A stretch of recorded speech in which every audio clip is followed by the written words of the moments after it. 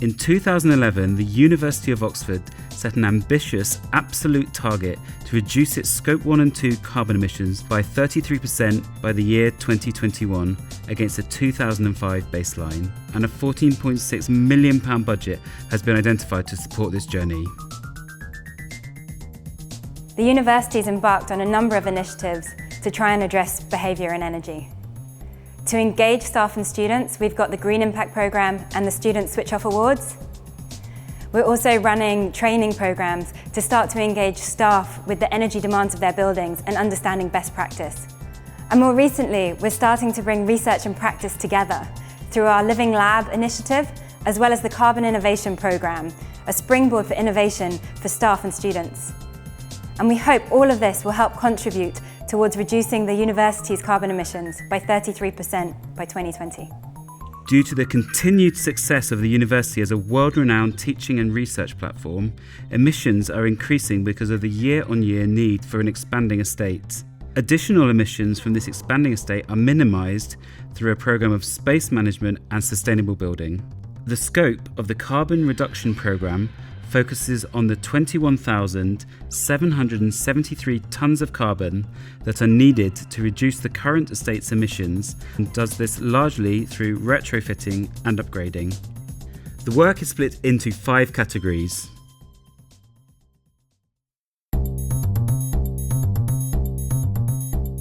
Solar PV offers the university an exciting opportunity to deliver energy directly to its facilities, significantly reducing carbon emissions whilst also reducing electricity bills and increasing security of supply. Over 1,000 solar panels have been installed, saving 150 tonnes of carbon. The university owns an ageing estate, and this has given rise to a number of opportunities to install insulation and reduce heating costs. By working with the 3-year repairs and maintenance plan, costs of installation can be reduced, and the recent completion of the physics building has generated savings of 49 tonnes of carbon a year.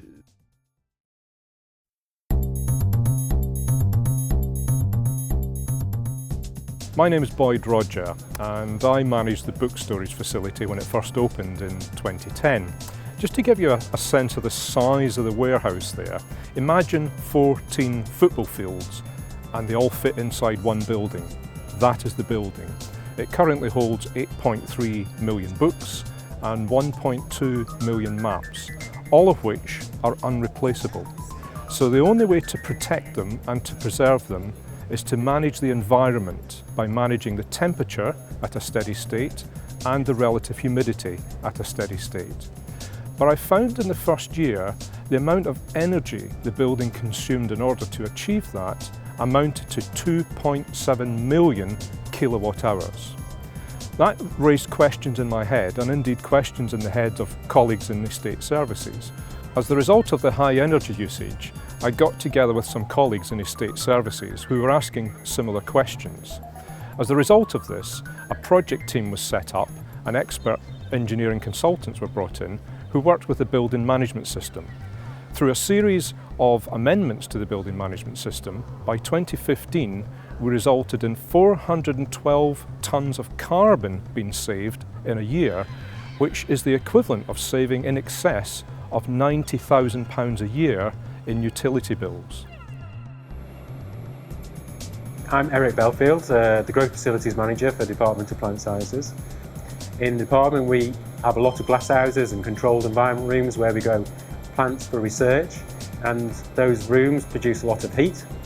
That heat that we can't use, previously we've just released that into the atmosphere, but recently we've installed these water-to-water heat pumps, and what they do is capture that heat from these glass houses and redistribute it in other places in the department.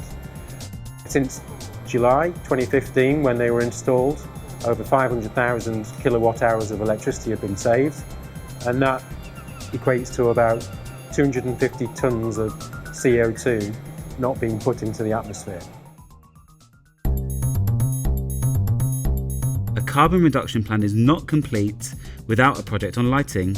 Over £2 million has been spent on upgrading lighting at the university between 2014 and 2016.